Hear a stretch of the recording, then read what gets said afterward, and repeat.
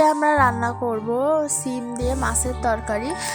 তো মাছটা যখন আমরা কেটেছি তখন কাটার পরে নর্মাল পানিতে ধুয়ে নিয়েছি খুব ভালো করে, তারপরে কুসুম গরম পানিতে এটাকে আবার ভালো করে ধুয়েছি।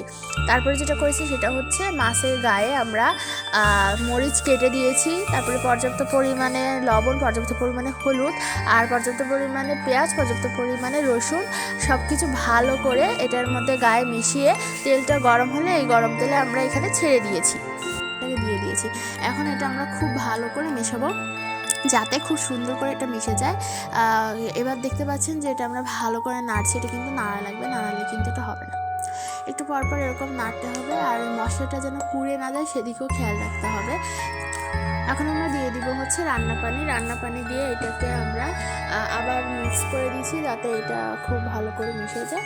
এখন এটা এই পর্যায়ে এরকম থাকবে, আপনারা দেখতেই পাচ্ছেন। এটাকে আর কিছু করার দরকার নেই আপাতত। আর রান্না পানিটা যে দিয়েছেন এটা কিন্তু মানে এমনভাবে দিবেন যাতে মানে মাছটা ডুবে থাকে।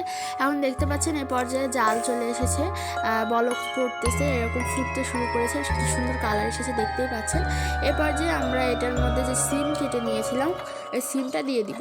সিমটা দিয়ে এটাও আমরা খুব সুন্দর করে আর কিছু করবো না, এখানে রেখে এটাকে ঢাকনাতে ঢেকে দিব যতক্ষণ না এটা সিমটা কষা কষা একটা ভাব হয়ে আসে। এখন এটাকে আমরা ভালো করে নাড়াচাড়া করে দিচ্ছি, একটুখানি ঘেটে দিচ্ছি। আর অতিরিক্ত ঘাটলে কিন্তু মাছ ভেঙে যাবে, মাছ অতিরিক্ত ঘাটা যাবে না। যে সিমটাকে একটু উপর থেকে মিশিয়ে দিচ্ছি যাতে ভালোভাবে মিশে যায়। এখন আবার আমরা ঢাকনাতে ঢেকে দিচ্ছি।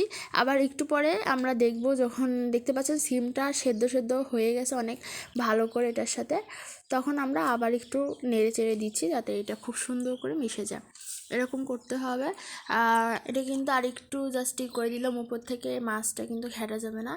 এখন ঢাকনাটা আবার ঢেকে রেখেছিলাম, দেখতে পাচ্ছেন প্রায় হয়ে গেছে, এটা অলমোস্ট রেডি।